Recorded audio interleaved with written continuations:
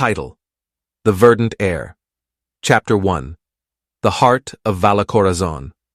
The first golden light of dawn filtered through the vast canopy of Valacorazon, casting emerald shadows across the grand terraces that clung to the colossal ceiba trees. Coatl Iztac stirred from his woven hammock, the scent of rain and orchids filling the air. His chamber, an open-air pavilion built upon the highest branches of his family's estate, overlooked the heart of the city, a living expanse of jade rooftops and golden spires entwined with vines. A servant approached, a young woman clad in a tunic of deep green, embroidered with golden thread. She carried a tray of morning offerings, a small bowl of chicha de ceiba, infused with Verdis God-glow nectar, and freshly roasted cacao wrapped in banana leaves. "Blessings of the morning, my lord," she said with a bow. Coatl sat up, stretching, his verdant glyphs glowing softly across his forearms as they reacted to the pulse of magic in the morning air. "Thank you, Xochitl." He took the bowl, sipped, and let the energy of the sacred drink settle within him. The morning would bring with it the rite of communion, an ancient ceremony where he and the other noble heirs would offer their prayers to El Corazon Verde, the oldest and most revered ceiba tree in all of Bosquea. It was his duty, as the heir of House Iztac, to stand among the other noble houses and prove his worth. Chapter 2. The Morning Rites. The grand procession moved through the Emerald Walk, a vast bridge of intertwined vines and golden-barked roots that connected the noble estates to the sacred temple at the city's heart. Coatl, dressed in ceremonial robes of green and gold, felt the weight of his lineage upon his shoulders. At the center of the temple stood El Corazon Verde, its colossal roots forming a natural throne where the verdant lords convened. Around its base, luminous flowers pulsed with life, whispering the ancient secrets of the land to those attuned to the magic of Verdis God-glow.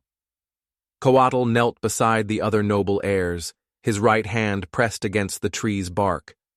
The elder priest, draped in a mantle of living moss, began the incantation. The forest speaks, and we listen. The river flows, and we follow. The wind whispers, and we remember. Coatl closed his eyes, letting the presence of the ceiba fill his senses. He felt its age, its wisdom, the roots stretching deep into the land, binding together the past and the present.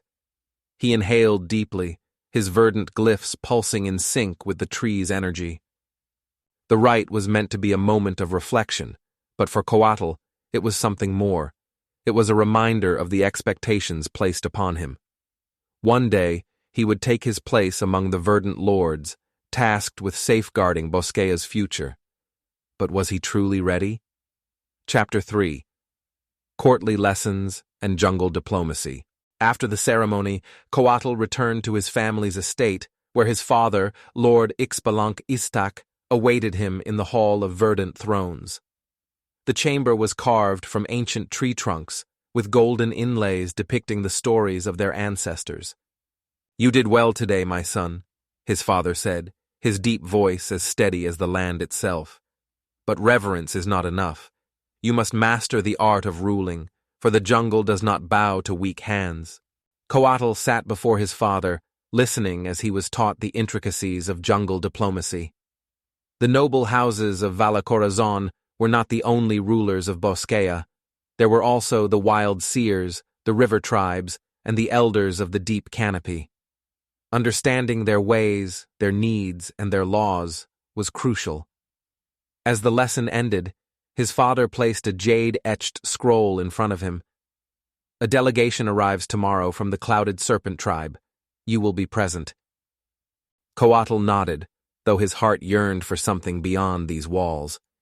He understood duty, but he longed to explore the true depths of Bosquea, to uncover the mysteries hidden beyond Valacorazon's terraces. Chapter 4. The Sacred Hunt. The afternoon brought with it the sacred hunt, a test of skill and wisdom among the noble heirs. They ventured deep into the jungle under the guidance of verdant keepers, trackers trained to read the land like an open book. Coatl moved with ease through the foliage, his senses heightened by years of training. His maquahuitl was strapped to his back, but he knew brute force was not the way of the hunt. This was a test of connection, of respect. The goal was not to kill, but to find and commune with one of the phantom stags, creatures said to be bound to the spirit of the land. Coatl paused near a sacred grove, kneeling beside a footprint half hidden in the moss. He placed his hand upon the earth and closed his eyes. A whisper, a flicker of movement in the distance. His verdant glyphs pulsed as he followed the trail, until at last he saw it. The stag, its antlers woven with flowering vines, its body half shrouded in mist. He stepped forward, heart pounding. The stag turned its gaze upon him, ancient and knowing.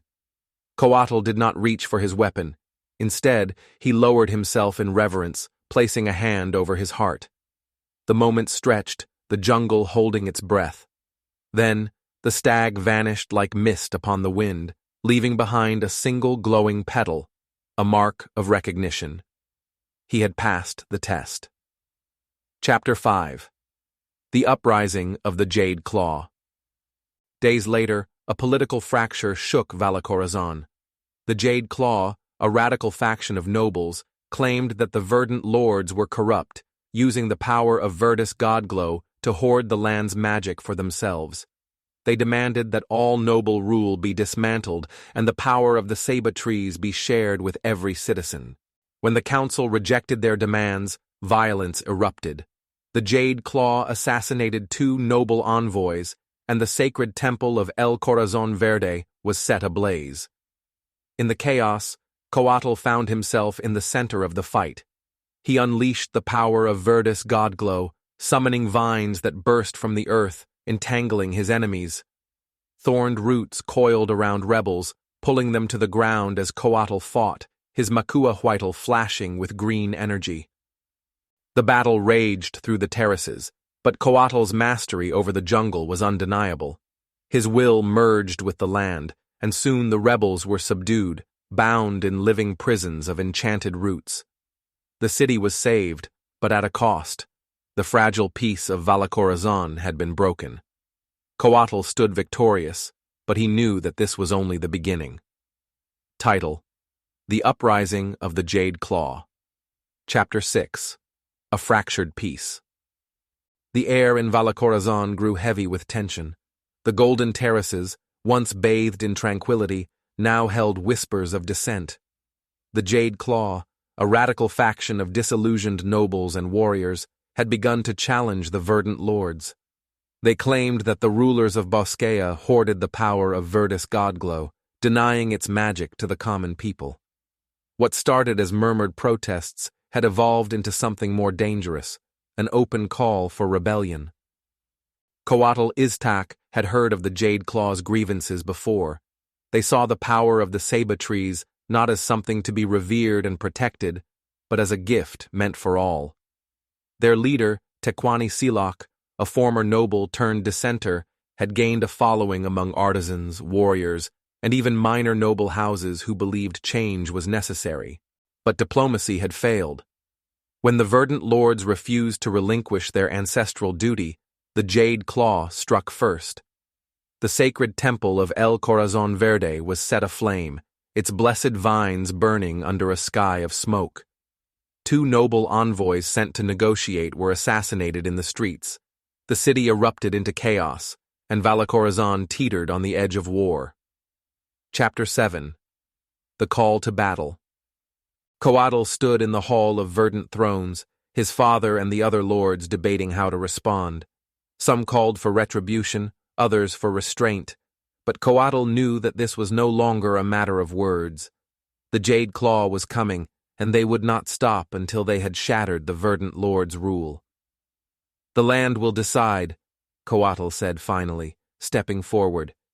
"If they challenge our right to guide Bosquea, then let the jungle itself answer them." His father, Lord Ixbalanque, nodded.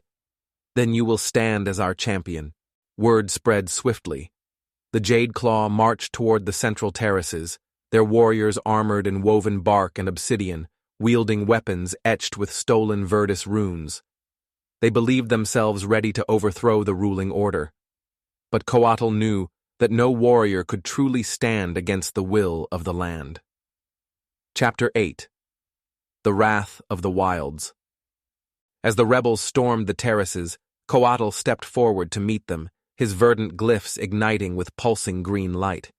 The rebels roared as they charged, their weapons raised, but Coatl did not draw his own. Instead, he reached into the land itself. The roots of the great sabas stirred. With a sweep of his hand, vines burst from the stone pathways, wrapping around the legs of the advancing warriors. The ground trembled as ancient roots rose like serpents, coiling around the rebels and lifting them into the air. Screams filled the terraces as the jungle answered its champion's call. Coatl Iztac, the leader of the Jade Claw, broke free from the entanglement, his own body surging with a corrupted version of Verdus Godglow. He had stolen from the sacred trees, using forbidden techniques to enhance his power. He lunged at Coatl with a spear crackling with wild energy. Coatl dodged, summoning a wall of living thorns between them. The two warriors clashed, Coat's strikes fast and brutal, Coatl's movements fluid as the wind through the canopy. Leaves swirled like a storm, each attack shaking the very foundation of the terraces. Then Coatl saw his opening. He extended his hand, and the great roots of El Corazon Verde responded. A colossal vine surged forward, wrapping around Coat's weapon and ripping it from his grasp. Coatl moved with the force of the jungle itself, sending a final pulse of Verdus energy through the ground. The earth broke open beneath Coat's feet, and thick roots dragged him down, binding him to the land in unbreakable chains. The rebel leader roared in frustration, but it was over. The jungle had chosen. Chapter 9. Victory and Reckoning. With their leader fallen, the remaining rebels surrendered or fled into the wilds. The uprising of the Jade Claw had been quelled, but not without consequence. The temple of El Corazon Verde lay in ruins, and the wounds of conflict ran deep. Coatl stood before the surviving rebels, his voice firm but tempered with understanding. "You fought for what you believed was right," he said, his verdant glyphs still glowing faintly. "But the land does not belong to any one man. It is not meant to be taken. It is meant to be respected." His words settled over them like a whispered promise.